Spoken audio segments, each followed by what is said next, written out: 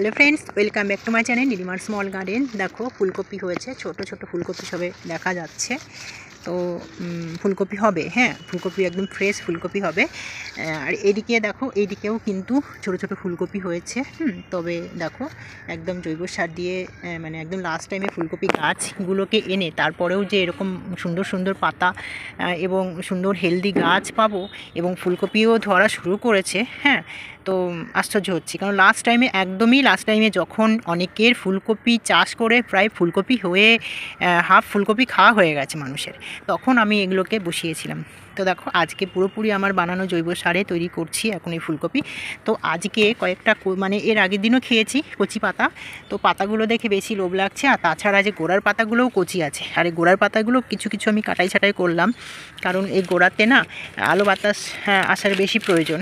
তার জন্য একদম পুরো ছায়া হয়ে গেছিলো জায়গাটা, তার জন্য দেখো আমি গোড়ার পাতাগুলো দেখে বুঝতেই পারছো পুরো ফাঁকা করে কেটে দিয়েছি। এই দেখো গোড়ার পাতা, হ্যাঁ এই যে কিছু কিছু পাতা দেখো শুকনো মানে এরকম হলুদ হয়ে গেছে, সেগুলোতে ফেলে দিতেই হবে কেটে।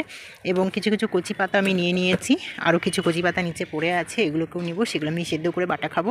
তো এখান থেকেও কিছু পাতা আমি দেখো কেটেছি, দেখো বুঝতেই পারছো ডালগুলোকে কেটে দিয়েছি। তার সাথে এই যে গোড়ায় গোড়ায় দেখতে পাচ্ছ পেঁয়াজকলি এবং রসুনের গাছ লাগিয়েছিলাম। দেখো এই সব গাছের উপরের অংশগুলো মানে পাতাগুলো আমি কেটে নিয়েছি। হ্যাঁ, কেটে দেখো এই দেখো কতগুলো মানে পেঁয়াজের পাতা আমি কেটেছি। দেখো এইগুলোকে খাওয়া হবে। তো এই পেঁয়াজগুলো আমি বসিয়েছি যে পেঁয়াজ কলি মানে পেঁয়াজ থেকে বাড়িতে রান্না করার পেঁয়াজ থেকেই পেঁয়াজ বসিয়েছি, পচে গেছে অথচ কল বেরিয়ে গেছে, সেগুলোই আমি মাটির মধ্যে বসিয়ে দিয়েছিলাম, দেওয়ার পরে এই গাছ হয়ে গেছে। তো পেঁয়াজ তো পাবোই নিশ্চয়ই, কেন গত বছর আমি পেঁয়াজ পেয়েছি এইভাবে লাগিয়েই।